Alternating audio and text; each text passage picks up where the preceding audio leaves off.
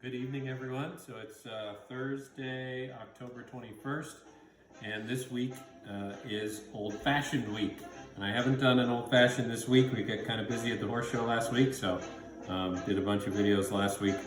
Last year for Old Fashioned Week, we did 3 different Old Fashions. We did a regular plain Old Fashioned, then we did, what did we do? A Oaxacan Old Fashioned with mezcal, and one of my own creation that we call the Lash Whip, which was made with maple syrup and orange and rye. So unlike certain cocktails like a martini, where people are purists and say a martini is just a martini, it's only gin and vermouth and that's all it can be, and anything else that you call a martini isn't really a martini.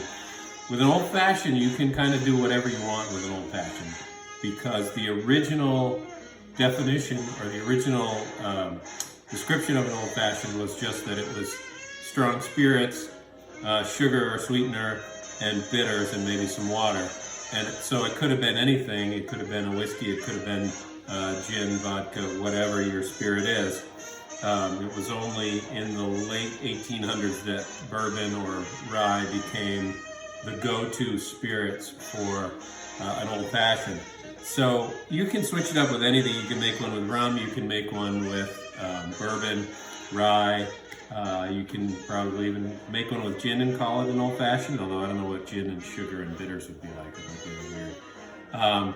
So what I'm going to make is a maple old fashioned. So I'm using a maple bourbon that's made in Vermont. This is Smuggler's Notch maple bourbon. So it's got a maple flavor to it, but not quite enough maple flavor to really bring out, to make it a strong maple drink. So instead of sugar, I'm going to use maple syrup. And you can use maple syrup. If you want to do a maple old fashioned and you like sugar cubes, you can use one of those maple sugar candies, or just some maple sugar if you have it. Dissolve that in the glass instead of sugar. And then for the bitters, I'm going to go with black walnut bitters, which I think will be a nice complement to the maple flavor. So it's pretty easy to make. You make old fashioned right in the glass. And so with my maple syrup, I'm just going to put a little bit of maple syrup in the bottom of the glass, sort of to taste, however sweet you think you want it. And this is Slopeside syrup made by the Cochrane family, famous Cochrane family in Richmond, Vermont. Family of skiers. There were Olympic skiers in the family, and they have their own small local ski area right in Richmond. And then we want our bitters, so we want a couple of dashes each of the black walnut bitters. So 1, 2, 3, 4, 1, 2, 3, 4. That's good.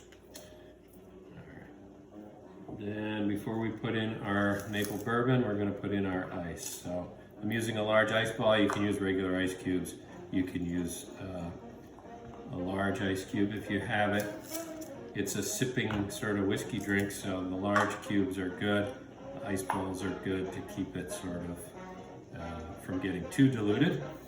And then normally you do 2 ounces of bourbon. I'm just going to eyeball it because, you know, that's about 2 ounces of bourbon. Kind of get it to where you want it to be. And maybe a little more. And you just stir it up. So those aren't even. they're not even? No, they're not even close. Don't chip me. I think this one may have a smaller ball. Happens. Scold. One is always bigger than the other. Stir it up a little bit, chill it down, get the bitters and the maple syrup incorporated in there.